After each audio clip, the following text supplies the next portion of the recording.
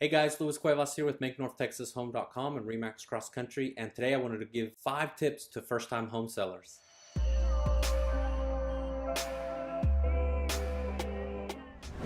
Alright, so these are 5 tips for first-time home sellers. Let's get started. Alright, the first tip that I would give a first-time seller is don't forget the outside.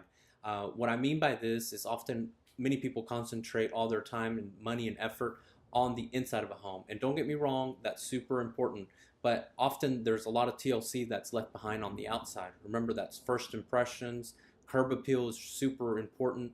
And it'll really say a lot when a buyer comes by and takes a look at it if that home has had TLC, if it's been taken care of, the maintenance has been taken care of. So don't forget the outside. It's just as important as the inside. All right, so tip number 2 would be to be prepared to show your home on a short notice. And what I mean by that, now that your home is on the market, it's live, people are going to want to see it. Now, first thing I would tell you is just know that the evenings when people are not at work, they're getting off of work, is a pretty common time. So just be prepared for that. So you may plan to, go out for dinner or go do some activities and then come back later. Weekends tend to be pretty common as well.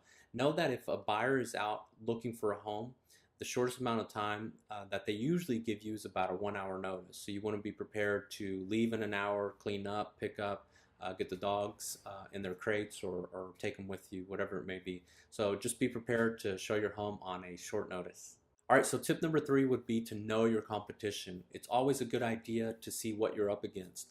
Clearly, you're selling your home and you're pretty proud of it and the pricing and the price per square foot. But you really want to get out there, pretend to be a buyer, see what other homes that you're up against, know that competition so you know where you stand in relationship to those. There may not be anything you can do about your floor plan, but maybe you can spruce it up, maybe you can do some fresh paint, maybe you can clean it up, make it smell good, presentable. It's those little details that can really make the difference. So know your competition is a good tip, I think.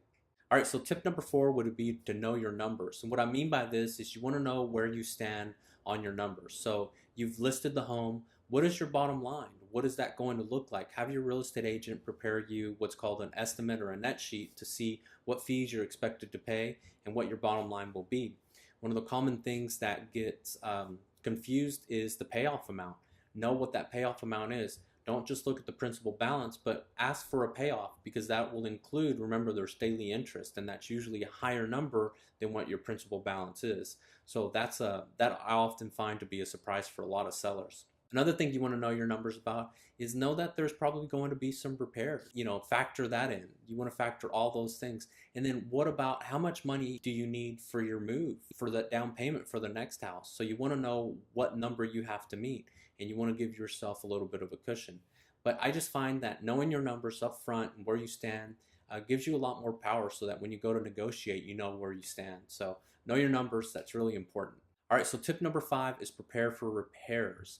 And what I mean by this, and I kind of mentioned it a little bit earlier, is that a lot of times sellers don't think that they're going to be doing repairs. In other words, they list the home, they get a contract, and that's the end of the expenses, when in reality, it's pretty common for a buyer to ask for repairs. So be prepared to have to do some of that, or at least be getting some estimates. It's not uncommon for them to ask for the AC to be given a tune-up. Maybe they want this particular appliance repaired, or maybe there's an electrical issue. So just factor that into your numbers. But repairs, they're often not considered. Just know that the buyer will be asking for repairs. So just be prepared for that and know that that's coming up. All right, so let me give you a bonus. When you really know your numbers, it's going to help you with this last bonus tip, and that's negotiating. The reason I say that is when you go to negotiate, in my opinion, you have to go in there prepared. You have to know your numbers. If you know where your numbers are, you know what you can negotiate up to, down to, etc. You want to draw that line in the sand early before you even start negotiating, so you know where you stand. So you could say, hey, here's my line, and if I do better than this, I'm great. If I do worse than this, I can't do the deal. I say this because that's when egos get hurt, egos get bruised. A lot of sellers and buyers will get mad. And again, if you know that up front, it would really, really help you out.